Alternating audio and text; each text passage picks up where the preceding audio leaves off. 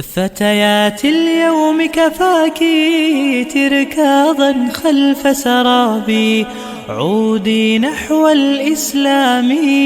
لا تستمعي لذئابي، فالشرق دمار فيه والغرب عدو كتابي، همهم طمس الدين وكذا لفظا لترابي،